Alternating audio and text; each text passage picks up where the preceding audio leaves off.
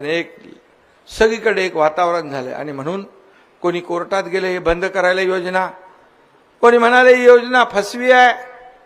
बोले हा एकनाथ शिंदे कधी फसवणारा माणूस नाही, खोटं बोलणारा नाही, आयुष्यात बोललो नाही, कशात कधी बोललो नाही, बोलणार नाही, दिलेला शब्द पाळणार.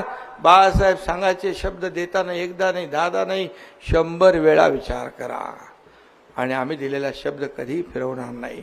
या माझ्या बहिणींचे पैसे पूर्ण आर्थिक वर्षाची तजवीज आम्ही केली आहे आणि या बहिणी जशा ताकद देतील, माझे भाऊ जशी ताकद देतील, तुम्ही वारकरी संप्रदाय जशी ताकद आणि शुभेच्छा द्याल तशी रक्कम ही ओवाळणी, तुम्ही म्हणालात की रक्षाबंधन झालं आता भाऊबीजेची ओवाळणी मिळेल, ही ओवाळणी एका महिन्याची नाही, परमनंट कायम स्वरूपी आहे. हा माहेरचा आहेर आहे. आणि म्हणून मी आपल्याला एवढं सांगतो, बाकी खूप योजना मी सांगितल्या, कारण त्याच योजना